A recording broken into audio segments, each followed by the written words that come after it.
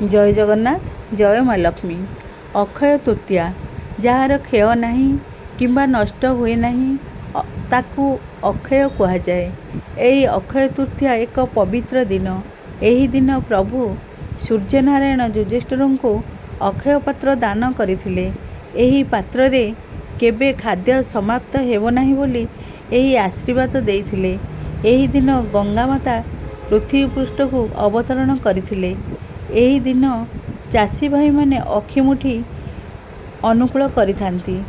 पुरी रे एही दिन रथ काठ अनुकूल हुए। चंदन यात्रा मध्य एही दिन आरंभ हुए। चंदन प्रभुंकर बहुत प्रिय। ग्रीष्म प्रभाव रक्षा पाइबा पई प्रभुंक देहरे चंदन लेप मध्य दिया जाए। एही दिन बहुत शुभ कार्य हुए। विवाह, गृह प्रवेश, वाणिज्य, गृह शुभ देवा यही सब प्रकार शुभ कार्य हुए। यही दिन रे जातक किंबा शुभ मुहूर्त यही दिन रे जातक शुभ समय किछि न देखी सबु शुभ कार्य करा जाए।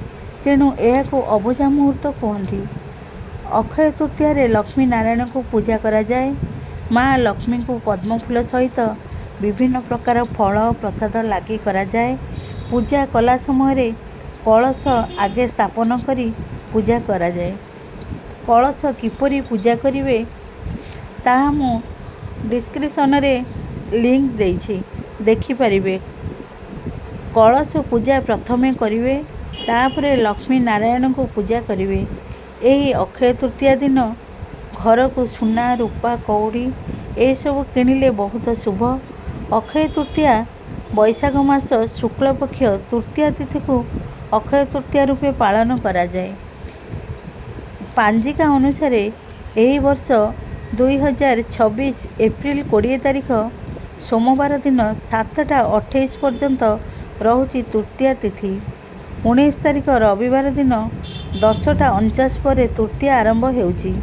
सूर्यंक उदय तिथि को सोमवार दिन अक्षय तृतीया पालन करा जाउची, किंतु रविवार दिन 19 तारिख दिन 10टा 49 पर दिन भरी तृतीया रहुची। आपण माने चाहिले से दिन समस्त शुभ काम करि परिबे।